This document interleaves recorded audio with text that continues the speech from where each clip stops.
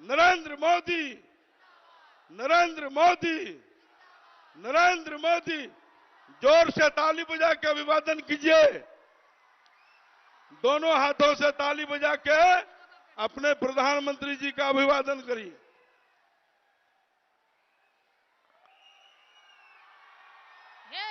राजपथ को कर्तव्य पथ में परिणत करने वाले हे महानायक लोकनायक, आपका बाबा सुंदरनाथ धाम, मां खड़गेश्वरी, रेणु की महिला आंचल एवं प्रतिपरी कथा की पृष्ठभूमि पर आपका आगमन हम अररिया लोकसभा के समस्त जनता का आपका मिलकर हार्दिक अभिनंदन करते हैं। इस प्रेरणादायी आनंदमय क्षण में मैं कुछ भी बोलूं तो कम होगा। मैं सिर्फ शुभकामना कर सकती हूँ, सिर्फ शुभकामनाएं आपके लिए कर सकती हूँ। सत्य हस्त समाहरा, शास्त्र हस्त संकिरा, कृतस्य कार्य छे असुपाधि समावह। जय श्री राम।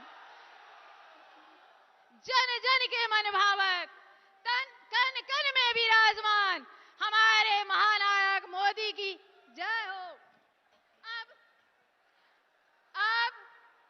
लोकसभा प्रत्याशी प्रदीप कुमार सिंह बाबा सुंदरनाथ धाम का प्रतीक चिन्ह देकर एवं अंगवस्त्र दूब का माला पहनाकर महानायक श्री नरेंद्र कुमार मोदी का स्वागत कर रहे हैं।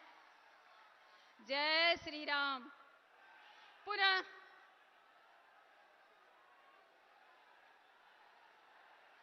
जय भाजपा, जय भाजपा। अब की बार अब हमारी पूर्व विधायिका देवयंती यादव, चांदनी देवी, बीणा देवी, रानी यादव बाबा पशुपतिनाथ का प्रतीक चिन्ह उपहार में प्रदान कर रही हैं। जय श्री राम, जय श्री राम। सभी महिलाएं हमारे प्रधानमंत्री को अपना उपहार प्रदान कर रही हैं। नारी बंधन।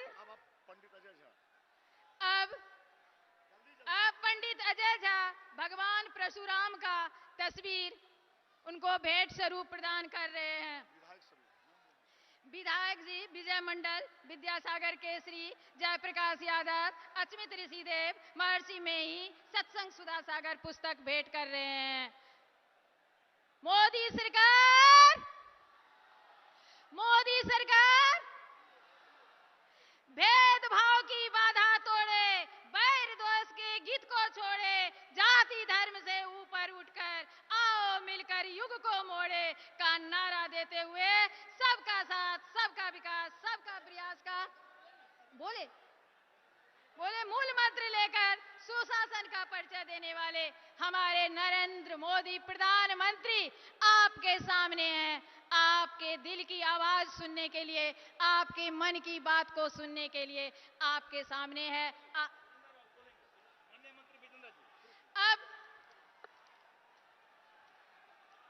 अब आप लोगों के सामने माननीय मंत्री जी के स्वागत में विजेंद्र यादव, ऊर्जा मंत्री, बिहार सरकार, कुछ संबोधन देंगे।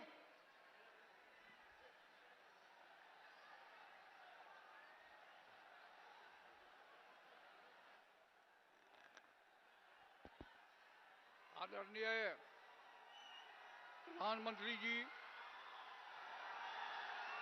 धनेश्वरनाथ रेणु की इस धरती पर आपका स्वागत करते हुए हम तमाम लोगों को अपार हर्ष हो रहा है। 2-3 बात केवल आपके सामने मैं इस इलाके का रख करके अपनी बात खत्म करूंगा। महोदय, आपने हाल ही में महान कृषि वैज्ञानिक स्वामीनाथन जी को देश रत्न की उपाधि दिया है। स्वामीनाथन साहब की एक रिपोर्ट का मैं जिक्र करना चाहता हूं। एक कमेटी भारत सरकार ने बनाया था, फूड सिक्योरिटी एक्ट, अनाज कहां से आएगा। उन्होंने लिखा उसमें कि प्रथम कृषि रोड मैप जो बना था 60 के दशक में, वेस्टर्न यूपी, पंजाब और हरियाणा उसको घोषित किया, ईस्टर्न इंडिया मरहूम रहा। अब पानी की कमी के चलते उस इलाके में उपज घट गई है। Second green revolution eastern India से प्रारंभ होना चाहिए और उत्तर बिहार चूंकि हिमालय के बेसिन में है, 3 फसला जमीन केवल दुनिया में उत्तर बिहार में है और हिमालय के बेसिन में रहने से पेनिलियर रिवर 12मासा नदी है, जब गर्मी फबती है तो अन्य नदियां सूख जाती है। उत्तर बिहार की नदियां बर्फ से पिघलने से पानियों से भर जाती है, हल्की भी वर्षा होने पर बाढ़ आ जाती है। इसलिए सेकेंड ग्रीन रिवोल्यूशन का न्यूक्लियस उत्तर बिहार को बनाना चाहिए। इसी से संबंधित एक कोसी मेची लिंक परियोजना 7,300 करोड़ की आपके भारत सरकार के पास आपके कृपा और आपके आशीर्वाद के लिए भेजने का काम किया गया है। अगर ये हो जाता है तो इस इलाके में मक्का की उपज और बढ़ेगी, गेहूं की उपज और बढ़ेगी। इसके साथ ही एक बात, सिल्लीगुड़ी गोरखपुर 6 लेन एक्सप्रेस हाईवे उत्तर बिहार और बॉर्डर सिक्योरिटी के लिए अत्यंत ही सौभाग्य का विषय होगा।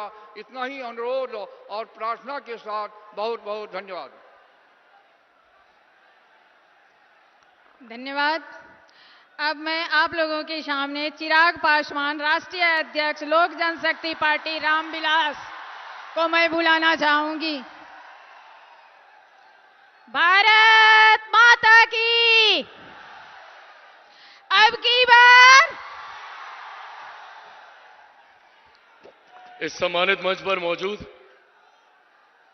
हम सबके गौरव, हम सबके अभिमान, हमारे भारत के प्रधानमंत्री आदरणीय श्री नरेंद्र मोदी जी मौजूद इस सम्मानित मंच पर अररिया से हमारे एनडीए के प्रत्याशी भाई प्रदीप सिंह जी, मौजूद यहां पर सुपौल से हमारे एनडीए के प्रत्याशी आदरणीय दिलकेश्वर कामत जी, मौजूद इस सम्मानित मंच पर तमाम एनडीए के वरिष्ठ नेतागण मौजूद, यहां पर तमाम आदरणीय मंत्रीगण मौजूद, यहां पर तमाम आदरणीय विधायकगण मौजूद, यहां पर भारतीय जनता पार्टी, जनता दल यूनाइटेड, लोक जनशक्ति पार्टी रामविलास, हिंदुस्तानी अवाम मोर्चा, राष्ट्रीय लोक मोर्चा के तमाम मजबूत पदाधिकारी साथी, तमाम मजबूत कार्यकर्ता साथी, प्रेस मीडिया के तमाम पत्रकार साथी, आदरणीय बुजुर्गों, माताओं, बहनों, मेरे तमाम नौजवान युवा साथियों, सबसे पहले आप सबको चिराग पासवान का प्रणाम। साथियों, आज जब दूसरे चरण का मतदान हो रहा है, आप लोगों को कुछ कहने बताने की जरूरत नहीं है। आप सबने मन बना लिया है और जनता आज की तारीख में हम नेताओं से कई आगे है। जो विश्वास प्रधानमंत्री जी ने पिछले 10 सालों में अपने कार्यों से अर्जित किया है, जिसको हम सब प्यार से मोदी की गारंटी कहते हैं, वो विश्वास इतना ज्यादा है कि आज किसी को ये बताने की जरूरत नहीं है कि एनडीए के किस प्रत्याशी के प्रति आप मतदान करें, किसको आप जिताएं, क्योंकि ये मन आप लोग बना चुके हैं। कारण है इसके पीछे, कारण है जिस तरीके से हमारे प्रधानमंत्री जी ने एक के बाद एक देश में गरीब कल्याण की योजना लेकर आए, जिसने भारत की न सिर्फ अर्थव्यवस्था को मजबूत करने का काम किया, बल्कि बुनियादी जरूरतों तक, महिलाओं के शौचालय तक की चिंता प्रधानमंत्री जी ने करने का काम किया। एक तरफ जहां हमारा एनडीए गठबंधन विकास के मुद्दे पर हर रोज आगे बढ़ने का काम कर रहा है, प्रधानमंत्री जी ने हम सबको लक्ष्य दिया कि 2047 तक हम लोगों को भारत को एक विकसित देश बनाना है। भारत विकसित देश तब बनेगा जब भारत का हर राज्य विकसित बनेगा, जब हमारा हर एक जिला विकसित बनेगा, हमारा हर एक प्रखंड विकसित बनेगा, हमारी हर एक पंचायत, हमारा हर एक गांव विकसित बनेगा। ये लक्ष्य प्रधानमंत्री जी का 2047 तक का है। पर ठीक इसके विपरीत विपक्षी दलों का जो गठबंधन है, वो भ्रम फैलाने का प्रयास करता है, संविधान को लेकर, आरक्षण को लेकर, लोकतंत्र की हत्या को लेकर। ये एक ऐसा विपक्ष है जो पूर्णतः मुद्दाहीन है। इनके पास कोई उठाने के लिए मुद्दा नहीं है, तो डराने की राजनीति की जाती है कि संविधान को समाप्त कर दिया जाएगा, आरक्षण को समाप्त कर दिया जाएगा। आज प्रधानमंत्री जी के इस मन से, प्रधानमंत्री जी के सामने, प्रधानमंत्री जी के ही शब्दों को दोहराते हुए आप लोगों को विश्वास दिलाना चाहता हूं कि जब तक हमारे देश के प्रधानमंत्री आदरणीय नरेंद्र मोदी जी हैं, तब तक ना देश में संविधान को कोई खतरा है, ना आरक्षण को कोई खतरा है। और आज इस मंच से मैं मेरे नेता, मेरे पिता आदरणीय रामविलास पासवान जी के संघर्षों की कसम खाकर आप लोगों को विश्वास दिलाता हूं कि जब तक चिराग पासवान जीवित है, ना आरक्षण पर, ना संविधान पर कभी कोई खतरा था, ना भविष्य में कभी कोई खतरा आएगा। ये वादा आप लोगों से करके जाता हूं। पर साथियों, ये समझने की जरूरत हम लोगों को भी है। ये वो लोग हैं जो लोकतंत्र की हत्या की बात करते हैं, जिन्होंने सन 75 में आपातकाल लागू कर सही मायनों में लोकतंत्र की हत्या करने का काम किया था। आज ये लोग हम लोग को लोकतंत्र की दुहाई देने का काम करते हैं। हकीकत है, जिन्होंने अपनी अपनी व्यक्तिगत महत्वाकांक्षाओं के लिए अपने सिद्धांतों से समझौता किया, ये जयप्रकाश नारायण जी की धरती है। बिहार उनके सिद्धांतों पे चलने वाला प्रदेश है।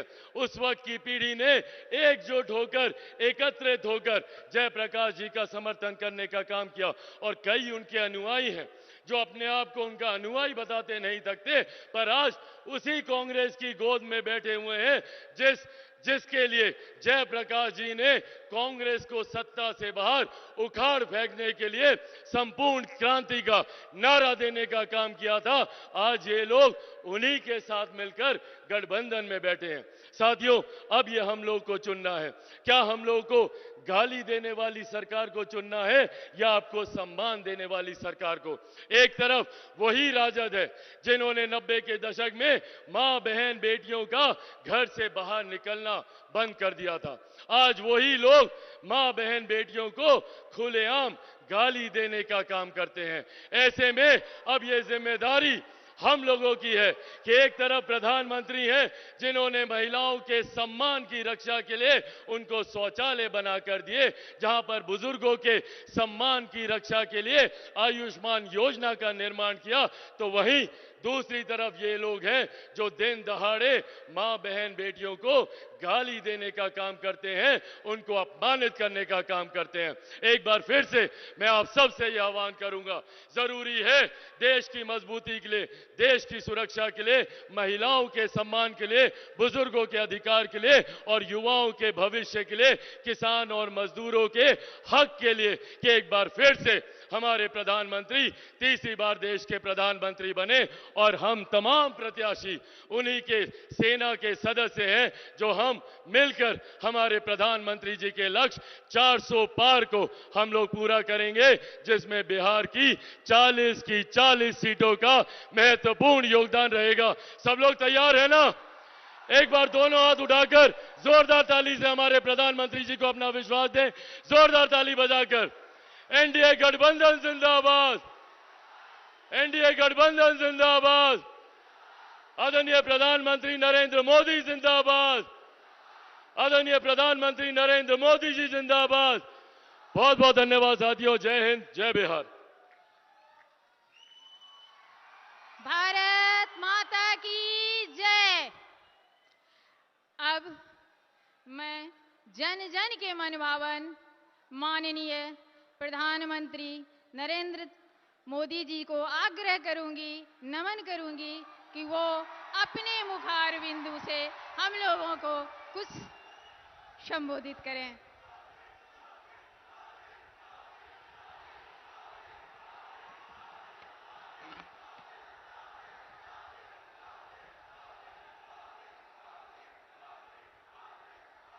भारत माता की,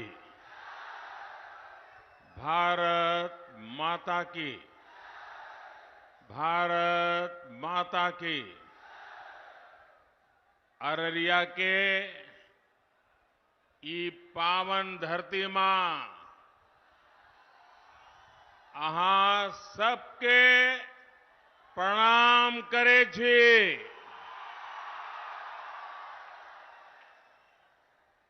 अररिया फणीश्वर नाथुरायण जी की भूमि है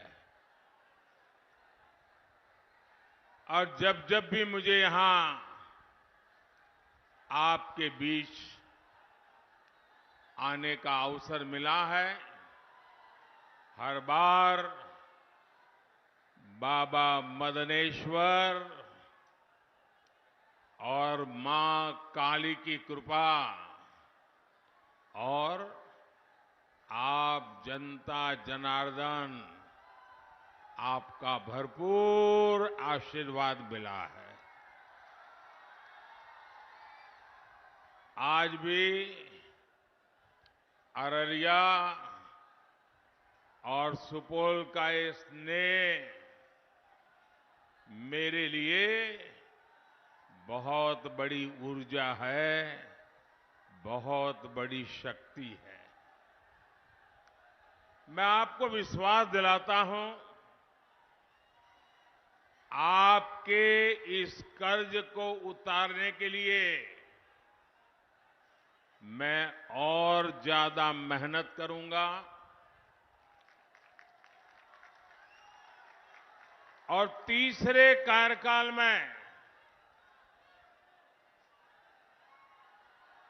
आपके हित में, देश के हित में और ज्यादा बड़े फैसले देश लेने वाला है। साथियों, मैं हिंदुस्तान के कोने कोने में इन दिनों जनता जनार्दन के आशीर्वाद मांगने के लिए जा रहा हूं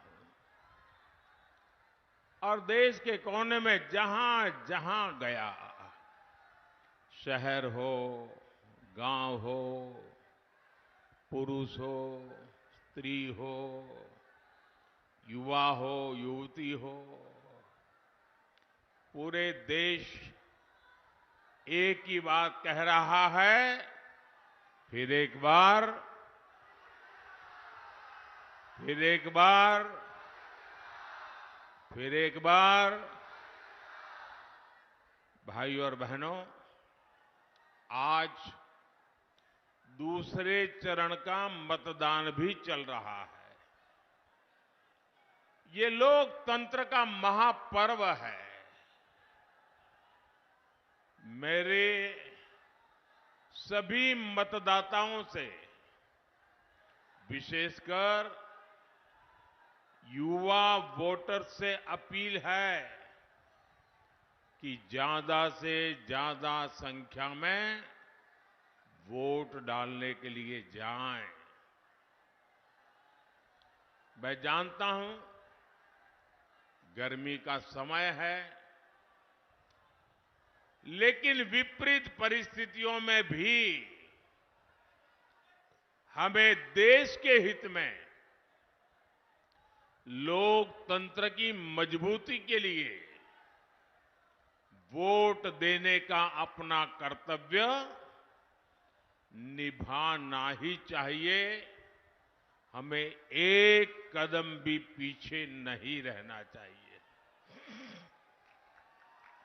और मेरा तो आपसे भी आग्रह है, जब आपके यहां मतदान का दिवस हो, हर पोलिंग बूथ में यात्रा निकाल करके 20-20, 25-25 लोग गीत गाते गाते, थाली बजाते बजाते, उत्सव मनाते मनाते पोलिंग स्टेशन पर वोट देने के लिए जाना चाहिए। पोलिंग बूथ पर उत्सव का वातावरण होना चाहिए। ये लोकतंत्र है। प्रचार में कितनी ही तू मैं चलती रहे, लेकिन मतदान का दिन पूरे इलाके का उत्सव का दिन होना चाहिए। साथियों, 2024 का ये चुनाव भारत को आर्थिक और सामरिक रूप से शक्तिशाली बनाने के लिए चुनाव है और इसमें बिहार के आप सभी मेरे जागरूक भाई बहनों की बहुत बड़ी भूमिका है। गुलामी के लंबे कालखंड से पहले जब बिहार समृद्ध था, तब भारत एक महाशक्ति था। आज जब भारत दुनिया की तीसरी सबसे बड़ी आर्थिक महाशक्ति बनने के लिए चल पड़ा है, तो बिहार की भी इसमें बहुत बड़ी भूमिका है। बिहार के लोगों की प्रतिभा, यहां के लोगों की बौद्धिकता, यहां के लोगों की परिश्रम की पराकाष्ठा करके दिखाने का जो जज्बा है ना, ऐसा जज्बा कहीं और देखने को नहीं मिलता है।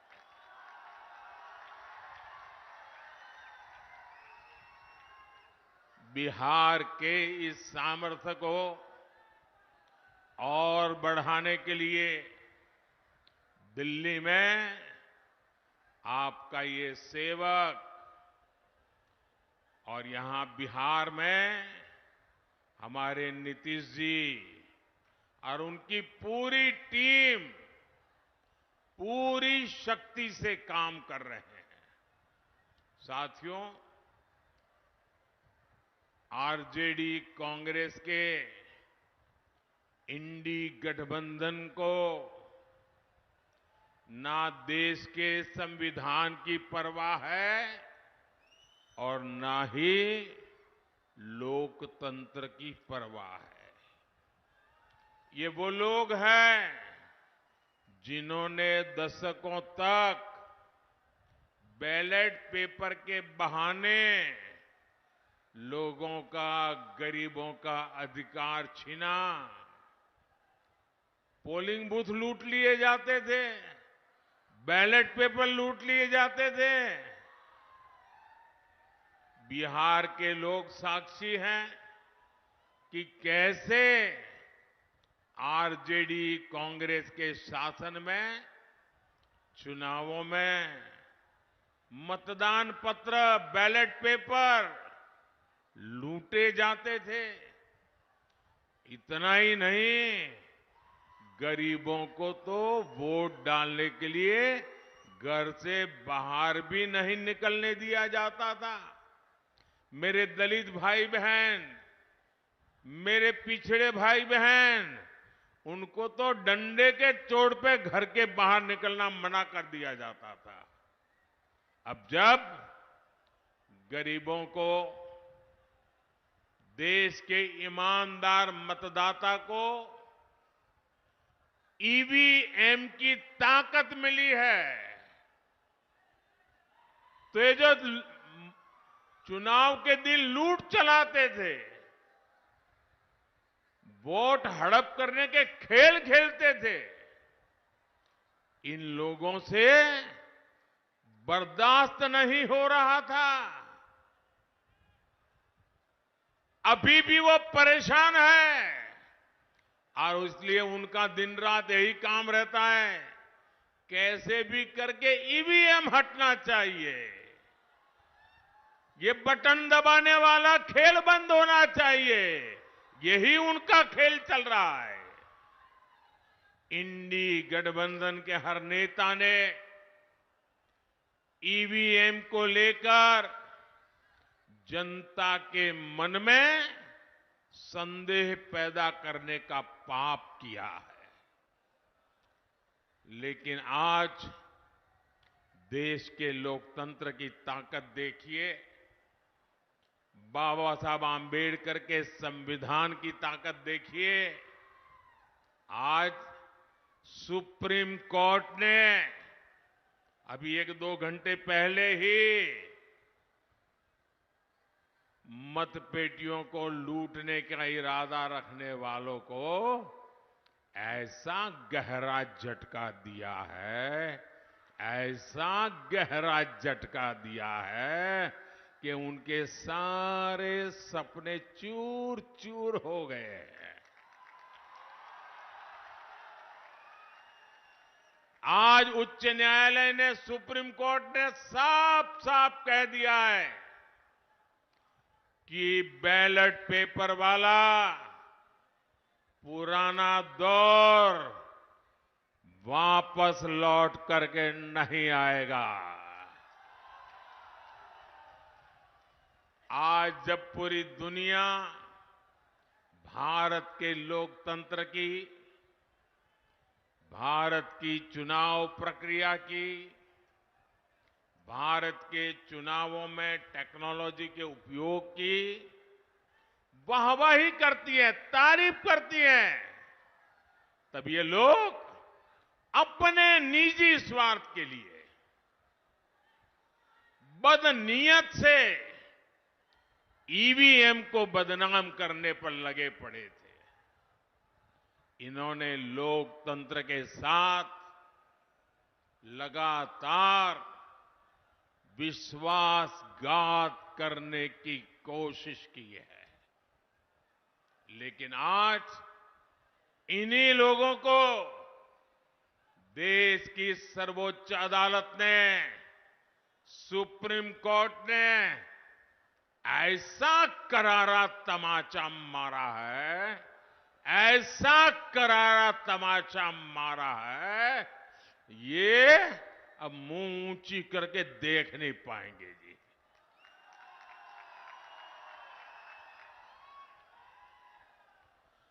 भाइयों बहनों, आज का दिन लोकतंत्र के लिए शुभ दिन है। आज का दिन लोकतंत्र के लिए विजय का दिन है। मेरे साथ मैं नारा बुलवाता हूं, बोलिए। मैं कहूंगा लोकतंत्र, आप कहे जिंदाबाद जिंदाबाद। लोकतंत्र, लोकतंत्र, लोकतंत्र। मैं दूसरा नारा बुलाता हूं, बाबा साहब आंबेडकर अमर रहे, अमर रहे। बाबा साहब आंबेडकर,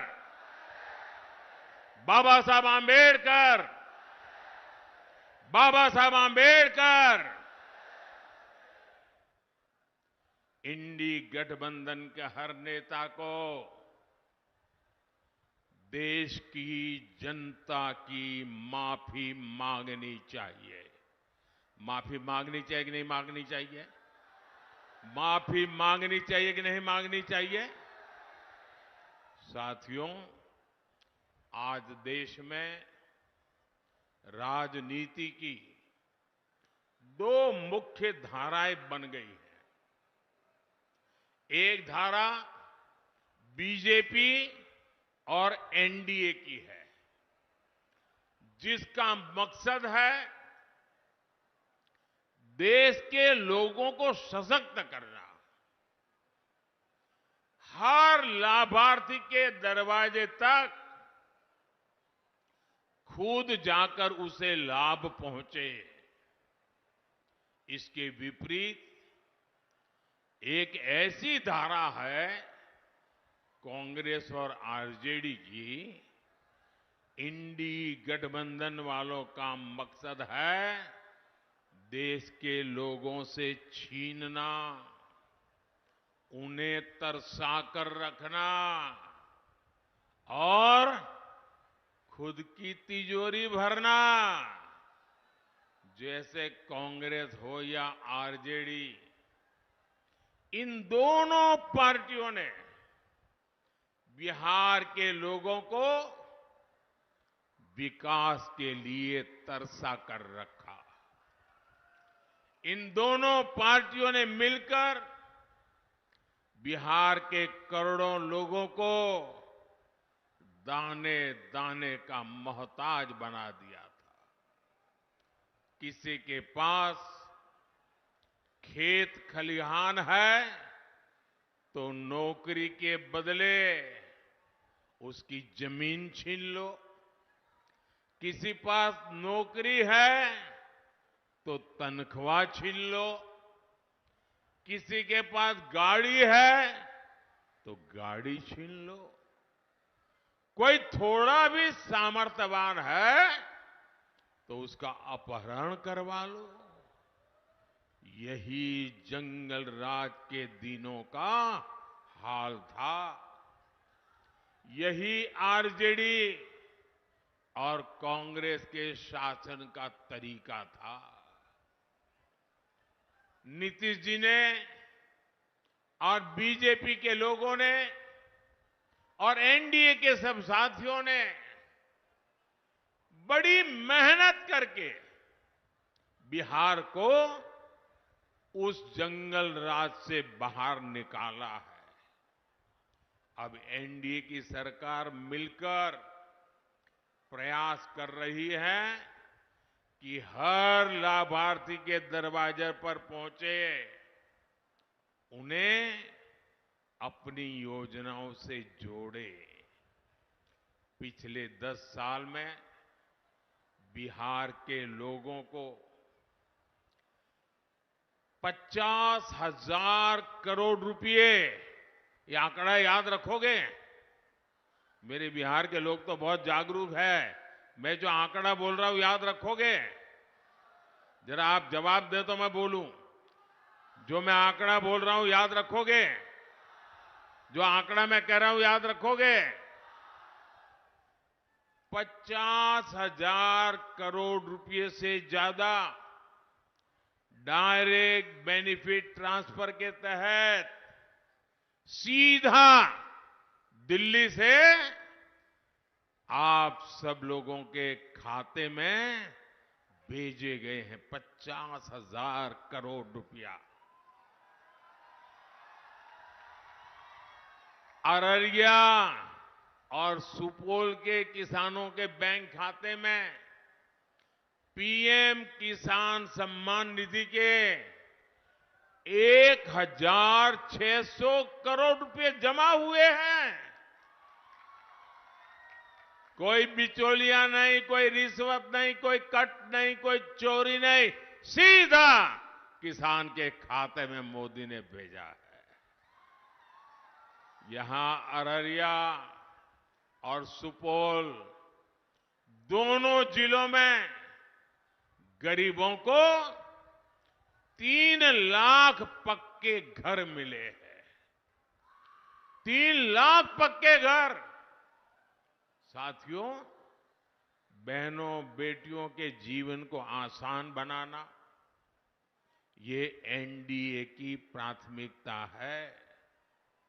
बहनों को उनकी सुविधा के लिए नल से जल मिला है, शौचालय मिला है, मुफ्त बिजली कनेक्शन मिले हैं। एनडीए सरकार की मुफ्त राशन की योजना ने हमारी माताओं, बहनों, बेटियों की बहुत बड़ी चिंता समाप्त कर दी है। 5 लाख रुपए तक के मुफ्त इलाज वाली आयुष्मान योजना बहनों बेटियों के लिए नई संजीवनी बनाई है। भाइयों बहनों, हम लोग तो जानते हैं अपने परिवारों में, क्योंकि मैं भी तो आप ही की तरह बिल्कुल सामान्य परिवार से, गरीब परिवार में पैदा होकर के आया हूं, और इसलिए मैंने वो दुख दर्द क्या होता है ना, वो जी करके आया हूं। आपने भी वही देखा है। हमारे यहां परिवार में कोई मां बीमार हो जाए ना, गंभीर बीमारी हो, लेकिन वो घर में किसी को पता ही नहीं चलने देती। वो दुख सहन करती है, काम करती रहती है, लेकिन घर में किसी को पता नहीं चलने देती कि उसे इतनी बड़ी मुसीबत हो रही है। क्यों? कि मां के मन में विचार रहता है कि अगर बच्चों को, परिवार को पता चल जाएगा कि मुझे बीमारी है, तो वो मुझे अस्पताल ले जाएंगे, बहुत खर्चा होगा, ये बच्चे कर्ज कर देंगे, और मेरे मरने के बाद बच्चों को कर्ज में जीना पड़ेगा। मैं अपने बच्चों को कर्ज नहीं करने दूंगी, मैं बीमारी सहन कर लूंगी, अगर मौत जल्दी आएगा तो स्वीकार कर लूंगी, लेकिन मेरे बच्चों पर मैं कभी भी कर्ज नहीं होने दूंगी। और हमारे देश की माताएं बहनें कितना ही ज्यादा दर्द क्यों न हो, कितनी ही बड़ी बीमारी क्यों न हो, वो सहन करती रहती है। तब मेरे मन में विचार आया कि फिर इस बेटे का दिल्ली में बैठने का क्या मतलब है।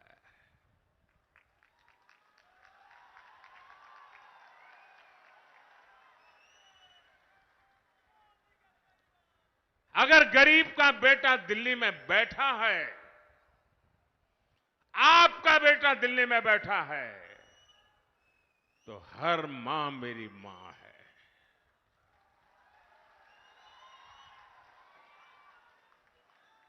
उसका दर्द, उसके स्वास्थ्य की चिंता दिल्ली में उसका बेटा करेगा और उसका इलाज का पूरा खर्चा ये आपका बेटे करेगा। और अब मैं एक नई योजना आपके पास लेके आया हूं। किसी भी जाति बिरादरी में पैदा हुआ हो, कुछ भी कमाता हो, शहर में रहता हो, गांव में रहता हो, अब हर परिवार में बुजुर्ग होते ही होते हैं। 70 साल की उम्र के माता पिता, दादा दादी, नाना नानी, चाचा चाची हमारे परिवार में होते ही हैं। और वो कमा धमा तो सकते नहीं है, और जब कमा धमा सकते नहीं और बीमारी तो आ ही जाती है इस उम्र में, और बीमारी आती है तो जो बच्चे कमाते हैं उन पर खर्च आ जाता है। अब बच्चों के लिए चिंता होती है कि मां बाप की बीमारी में पैसा खर्च करूं कि बच्चों की पढ़ाई में खर्चा करूं। और इसलिए जो 40, 50, 55 साल का बेटा जो मेहनत करके कमा रहा है उसको एक बोझ रहता है। अब आपका ये बोझ भी मोदी उठाएगा।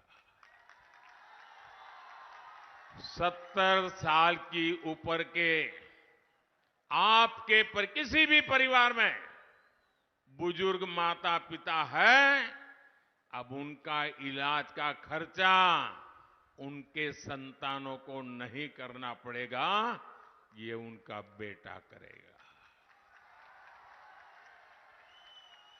साथियों, कांग्रेस और आरजेडी आपका हक छीनने की प्रवृत्ति से बाज नहीं आ रहे। अब कांग्रेस ने दलितों, पिछड़ों, आदिवासियों के आरक्षण का हक छीनने की बहुत गहरी साजिश रची है, और ये मैं बहुत जिम्मेवारी पूर्वक कहता हूं। देश के संविधान ने, बाबा साहब आंबेडकर ने साफ साफ कहा है कि भारत में धर्म आधारित आरक्षण नहीं हो सकता। लेकिन कांग्रेस पूरे देश में धर्म आधारित आरक्षण के लिए जोर लगा रही है। कांग्रेस चाहती है कि उसका कर्नाटका का आरक्षण का जो मॉडल है वो पूरे देश में लागू हो। और ये कर्नाटका का आरक्षण का मॉडल क्या है, ये कर्नाटका का रिजर्वेशन का मॉडल क्या है, आप सब बिहार के मेरे भाइयों बहनों को मैं ध्यान से समझाना चाहता हूं। और जो लोग नहीं है ना, उनको भी मेरा वीडियो जरूर भेज देना, पूरे बिहार के घर घर में पहुंचा देना। मैं जरा बड़े दर्द और दुख के साथ, और आपकी चिंता है ना इसलिए मैं बात कहना चाहता हूं। कर्नाटका का मॉडल क्या है? कर्नाटका में कांग्रेस ने ये जो ओबीसी समाज को आरक्षण मिलता है, जो 27% का कोटा है, उसमें से चोरी करने का बहुत बड़ा खेल खेला है। उसमें से काट करके धर्म के आधार पर मुसलमानों को देने का षड्यंत्र किया है।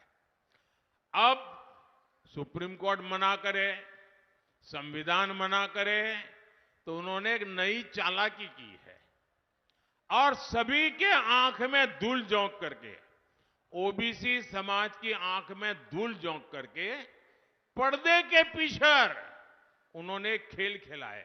उन्होंने क्या किया? रातों रात कर्नाटका में जितने भी मुसलमान समाज के लोग थे, कितने ही अमीर क्यों न हो, कितने ही पढ़े लिखे क्यों न हो, भले कोर्ट में जज बन करके बैठे हो, कोई भी हो, रातों रात उन्होंने एक कागज पे थप्पा मार करके उनको ओबीसी बना दिया, सबको ओबीसी बना दिया। अब परिणाम क्या हुआ? जो ओबीसी समाज के लिए 27% आरक्षण था, उसका बहुत बड़ा हिस्सा इनके खाते में चला गया, और जिस ओबीसी समाज को आरक्षण मिला था, उनका हक सवालिया निशान में फंस गया। इन्होंने ओबीसी के हक पर डाका डाला है, और अब यही काम कांग्रेस यहां बिहार में, देश के और हिस्सों में करना चाहती है। और यहां तो आरजेडी पूरी तरह उनका समर्थन कर रही है। आप मुझे बताइए, आरजेडी ने कांग्रेस के इस पाप के विरुद्ध में एक शब्द भी बोला है क्या? एक शब्द भी बोला है क्या? यानी यहां बिहार के हमारे जो कुर्मी भाई बहन हैं, कुशवाहा भाई बहन है, मंडल है, यादव है, निषाद है, कई सारी हमारी जातियां ओबीसी समाज में आती है, और मैं खुद उसमें से आता हूं, इसलिए मुझे पता है कि हम लोगों की जिंदगी क्या है। ओबीसी जातियों का आरक्षण छीनकर कांग्रेस अपने चहेते वोट बैंक को देना चाहता है। मैं जरा मेरे बिहार के जागरूक नागरिकों से पूछना चाहता हूं, आप मुझे पूरी ताकत से जवाब देंगे? आप सब मुझे जवाब देंगे? जो पीछे खड़े हैं वो भी जवाब देंगे, जो इधर बैठे हैं वो भी जवाब देंगे, जो इतने दूर से मुझे देख नहीं पा रहे वो भी जवाब देंगे? क्या आप ओबीसी के आरक्षण को लूटने देंगे? क्या आप ओबीसी के आरक्षण पर डाका डालने देंगे? क्या आप अपना हक जाने देंगे? आज इनकी नजर ओबीसी के हक पर है, कल कांग्रेस आरजेडी इसी तरीके से एसटी एससी का हक भी छीनने का पाप करेगी। ये मैं आपको चेताना चाहता हूं। साथियों, तुष्टीकरण के दलदल में कांग्रेस आरजेडी जैसी पार्टियां इतनी धंस गई हैं कि उनके लिए संविधान कोई मायने नहीं रखता। संविधान की भावना मायने नहीं रखती, बाबा साहब आंबेडकर की बात मायने नहीं रखती। 2011 में जब दिल्ली में आरजेडी और कांग्रेस की सरकार थी, ये आरजेडी वाले सरकार में थे, तब उस समय के प्रधानमंत्री डॉक्टर मनमोहन सिंह जी की कैबिनेट ने ओबीसी आरक्षण का हिस्सा छीनकर, डाका डालकर धर्म के आधार पर वोट बैंक को आरक्षण देने की मंजूरी दे दी थी। उस समय जागरूक कोर्ट ने इन्हें ऐसा करने से रोक दिया था। बावजूद इसके ओबीसी कोटे से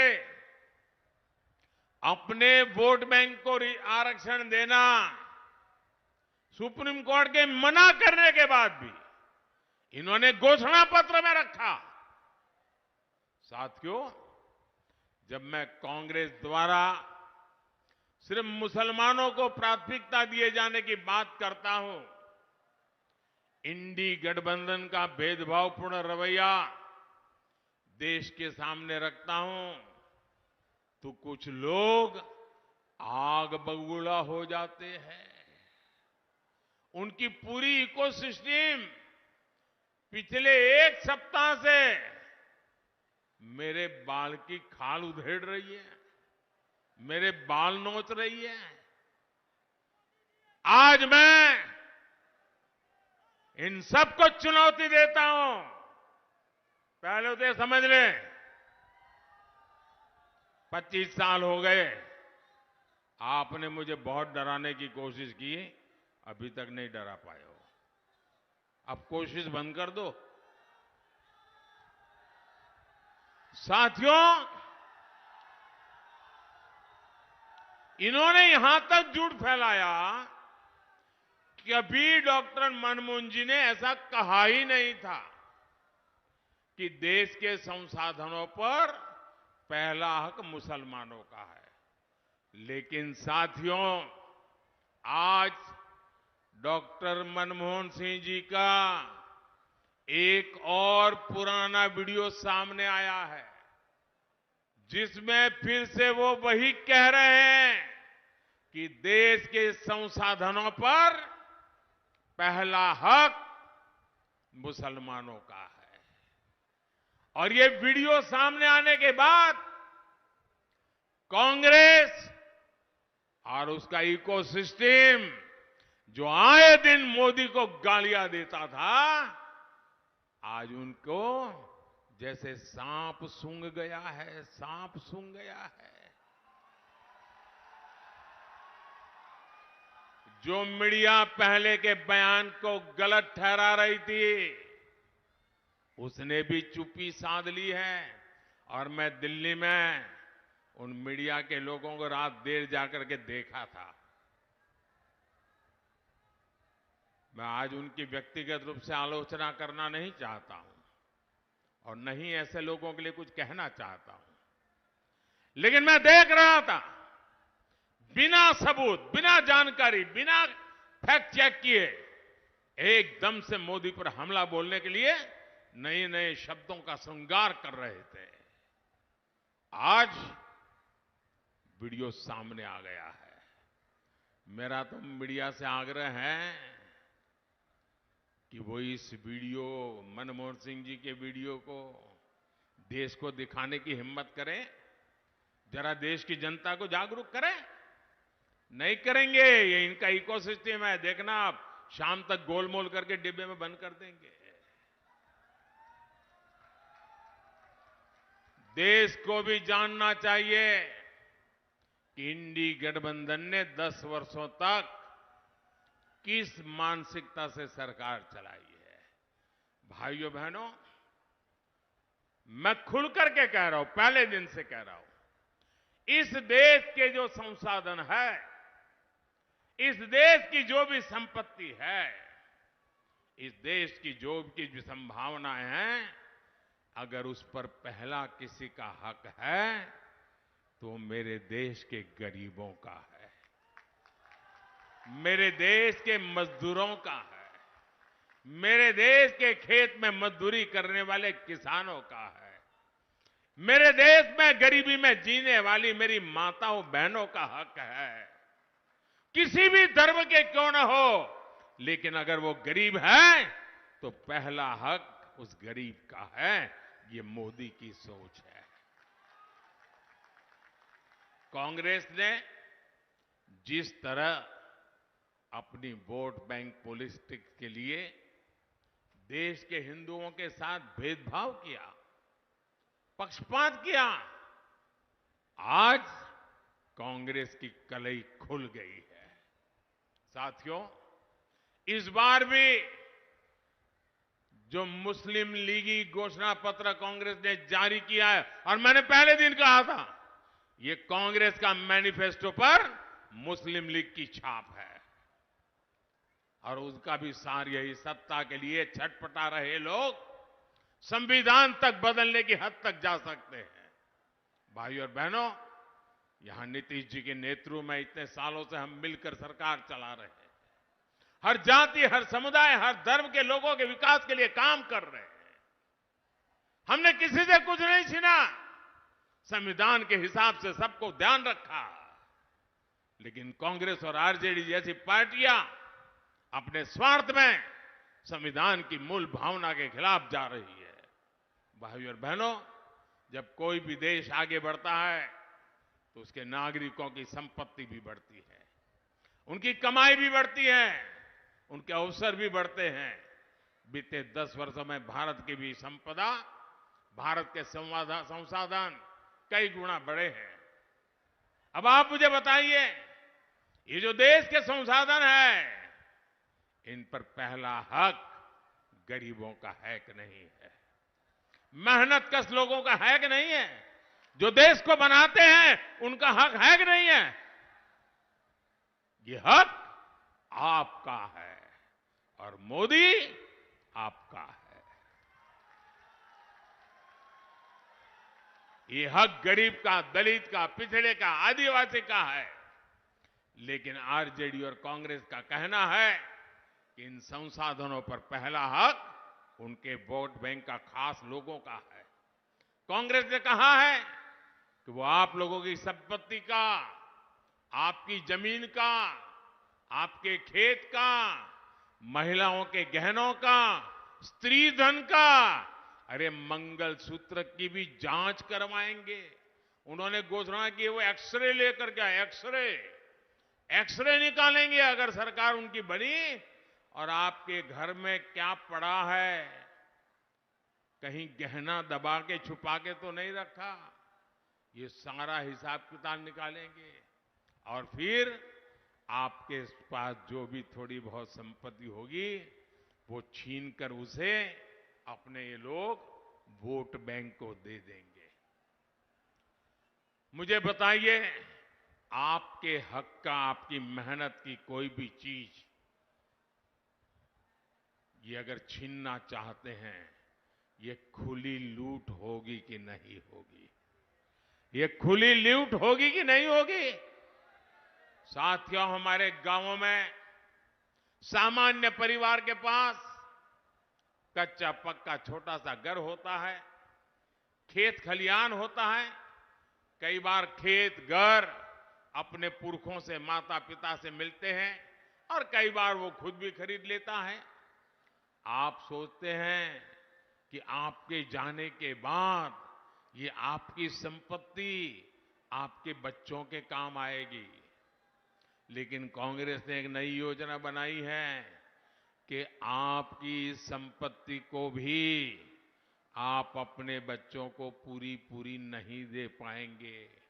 वो कहते हैं 50% से ज्यादा, आधे से अधिक संपत्ति ये कांग्रेस वाले कहते हैं कि आरजेडी वाले उनकी सरकार बनेगी तो जब तक कर लेंगे, सब तक छीन लेंगे।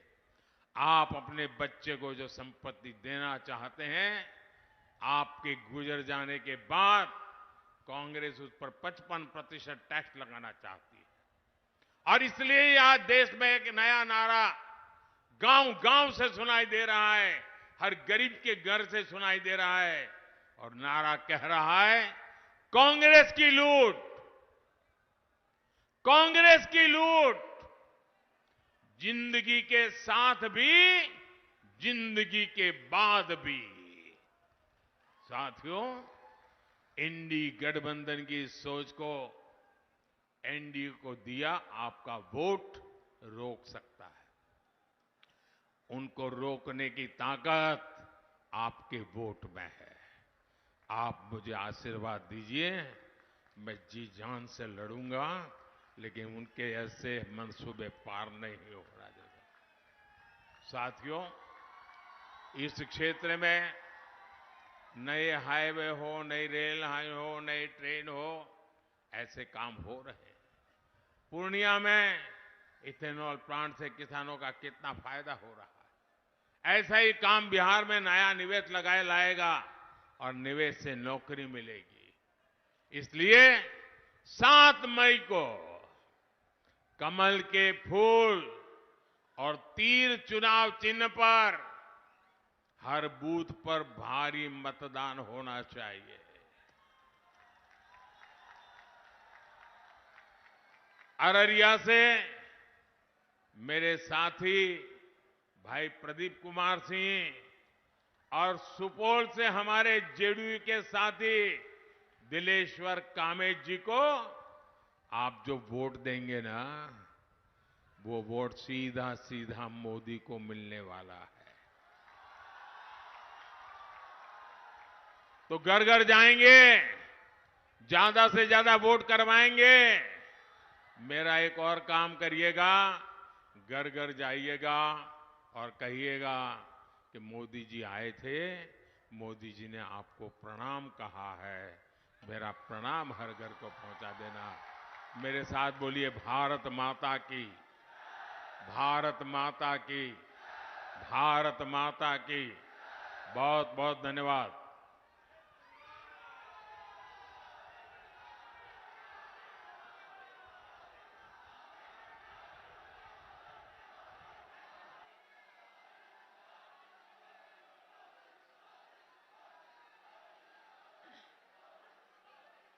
प्रधानमंत्री जिंदाबाद,